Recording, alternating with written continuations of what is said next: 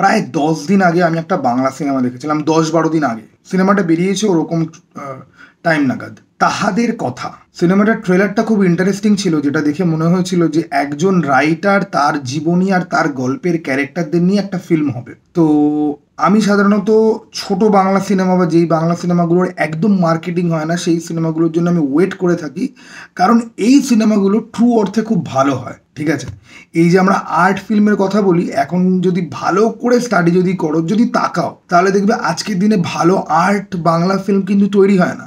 যেগুলো তৈরি হয় সেগুলো কমার্শিয়াল ফিল্ম, সেগুলো নয় ফ্যামিলি অডিয়েন্সকে টার্গেট করে একটা মানে আজগুবি একটা প্রেমের, নয় আজগুবি একটা রোম্যান্সের, নয় বুড়ো বাবা মার খুব কষ্ট, ওকে ওরকম টাইপের, ঠিক আছে, বৃদ্ধ বৃদ্ধার প্রেম, ঠিক আছে, মানে ওই টাইপের অডিয়েন্সদেরকে ক্যাটার করার জন্য আর্ট সিনেমা কিন্তু তৈরি হয় না।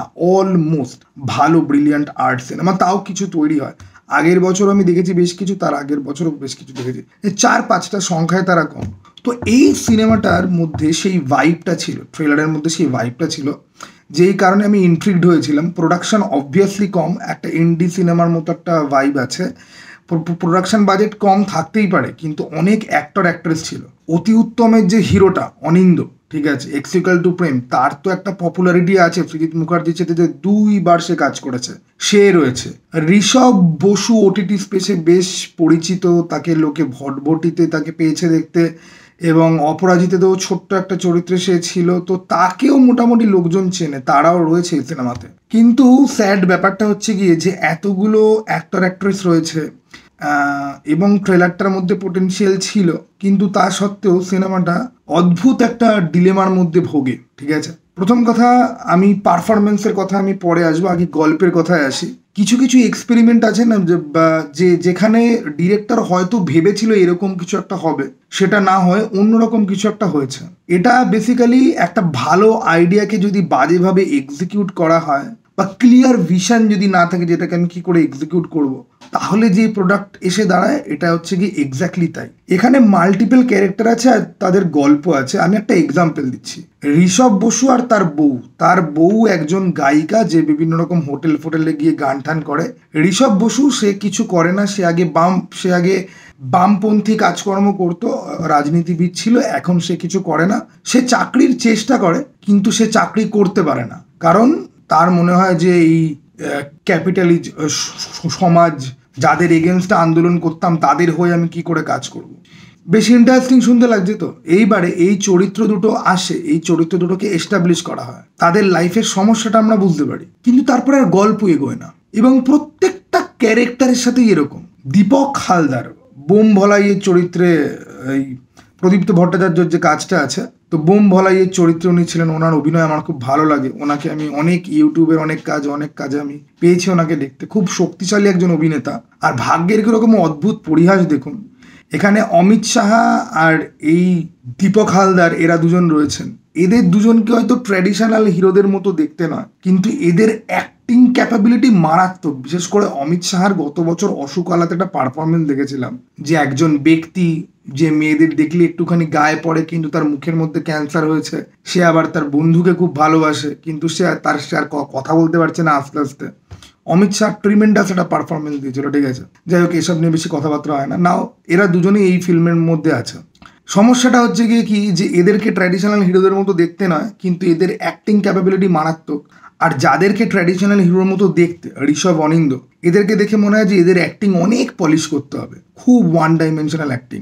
তো ঋষভের গল্পে আমি আসি। তো ঋষভ আর ঋষভের বউ একসঙ্গে থাকে, তারা খালি একে অপরের দিকে দুজনকে খালি লম্বা লম্বা ডায়লগ দিয়ে যাচ্ছে, কোনো গল্প নেই। তুমি তো এখন বড় ব্যক্তি হয়ে গেছো, তোমাকে তো এখন কাজে যেতে হবে, তোমার তো অনেক ব্যস্ততা। তার বউ খুব গম্ভীর হয়ে, না আসলে তুমি যেরকম ভাবছো সেরকম নও। তাদেরকে আমরা দেখছি তারা কোয়ালিটি টাইম স্পেন্ড করছে, বাড়িতে বসে গল্প করছে, পুকুর ধারে ঘুরতে গেছে, কিন্তু তারা খালি কথা বলে যাচ্ছে, তাদের মধ্যে কোনো ঘটনা প্রবাহ কিছু নেই।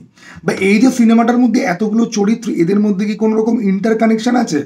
সুপার ডিলাক্স একটা এমন ফিল্ম, বা বোঝে না সে বোঝে না, কিসের সাথে আমি তুলনা করছি না, সুপার ডিলাক্সের বোঝে না সে বোঝে না, এই দুটো সিনেমার মধ্যে আপনি দেখবেন যে মাল্টিপল ক্যারেক্টার, সবার সাথে সবার হয়তো কানেকশন নেই, কিন্তু একটা ইন্টারলিঙ্ক আছে, ঠিক আছে। এর গল্প ওকে গিয়ে প্রভাবিত করছে ইনডাইরেক্টলি। লাইফে যেরকম হয় যে আমরা কানেক্টেড সবাই সবারই এতে, সবারই গল্প আছে আলাদা আলাদা, কিন্তু গল্প আছে। এই যে সিনেমাটা, এই সিনেমাটা না হচ্ছে গিয়ে যে সিনেমাটার আইডিয়া রয়েছে কিন্তু কোনো গল্প নেই। 5 মিনিটের মধ্যে শেষ করে বললাম, একটা পোর্শন বলতে গিয়ে এত বড় হয়ে গেল। ঠিক আছে, যে একটা নকশালপন্থী বামপন্থী করা একটা ছেলে, সে চাকরি বাকরি করে না, সে তার বউকে কাইন্ড অফ খোটা দেওয়া মার্কা কথা বলে, আর সে সেটা বলেও এমনভাবে যে বউয়ের কাছে যেটা খোটা বলে মনেই হয় না, সেও সেটার উত্তরে কিছু একটা বলছে, সবাই সবাইকে কিছু না কিছু বলছে, কিন্তু নাথিং মেক সেন্স, বা গল্প কোনো এগোয় না।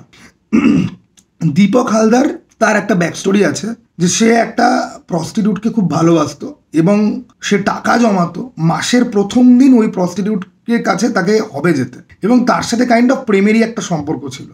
ওইটা তার অরিজিন সেট হলো, ওই গল্পটা জানলাম, ব্যাস ওইটুকুনি, আর কিছু নেই। রাজনন্দিনী খুব শক্তিশালী একজন অভিনেতা, হইচইতে অনেক কাজ করেছে। তার অনল বলে একটা বয়ফ্রেন্ড ছিল, তার সাথে মেন্টাল ম্যাচ করতো না, কিছু কিছু ঝামেলা হতো, সে অ্যাক্সিডেন্ট করে সে মারা যায়। রাজনন্দিনী নিজের সাথে কথা বলে, কিন্তু কোন গল্পের প্রেক্ষিতে হচ্ছেটা কি? ক্যারেক্টারগুলো কোথাও যাচ্ছে না, ক্যারেক্টারগুলো জাস্ট এক্সিস্ট করে ওদের ব্যাপারে, জাস্ট খালি ওদের দুঃখের, প্রত্যেকটা ক্যারেক্টারের লাইফে দুঃখ রয়েছে, তাদের ব্যাকড্রপ দিয়ে আপনাকে ছেড়ে দেওয়া হয়েছে যে এই ক্যারেক্টারগুলো খুব দুঃখী, এরা নিজেদের মধ্যে খালি কথা বলে। আপনার খানিকক্ষণ দেখার পর মনে হয় কি যে এটা কোনো, আমি খালি দেখছি সিন বদলাচ্ছে, অন্য ক্যারেক্টার আসছে, তারা কথা বলছে, কিন্তু দেয়ার ইজ নো স্টোরি যেটা এগোচ্ছে, যেটাকে অ্যাচিভ হতে হবে। এবার অনেকেই বলবেন না এটা ওই ঘরানার ফিল্ম নয়, এখানে অ্যাচিভ করার কিছু নেই, এই ক্যারেক্টারগুলোকে দেখানোর উদ্দেশ্যে এই ফিল্মটা তৈরি। That is called introduction or establishment. এখানে কোনো এস্টাবলিশমেন্ট নেই, শুধুমাত্র ইন্ট্রোডাকশন আছে। আমি বুঝলাম ক্যারেক্টারগুলো খুব দুঃখী, তাদের জন্যে ইন্ট্রোডাকশানে আমি দুঃখ ফিল করে নিলাম। এইবার আমি কি ফিল করব? কিছু এগোলে, কিছু হলে তবে তো আমি কারোর জন্য সার্টেন কিছু ফিল করব। এগোয় না, গল্প এক জায়গায় দাঁড়িয়ে থেকে খালি দুঃখের কথা বলে যায়, মাথার মধ্যে চলছে এই হচ্ছে সেটা হচ্ছে।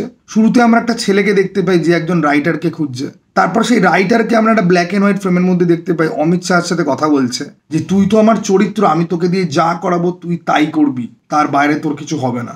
ওই জায়গাটাতে না একটুখানি হরর এফেক্টের মতো আসে, এবং আমি ভাবি যে এবার ফাইনালি হয়তো কিছু হবে, কিন্তু কোথাও এগোয় না। আর সব থেকে স্যাড পার্ট, সিনেমাটা প্রায় 2 ঘন্টার কাছাকাছি, একটু ছোট 2 ঘন্টার থেকে, শেষের দিকে গিয়ে ইট ওয়াজ সো স্লিপ ইন্ডিউসিং।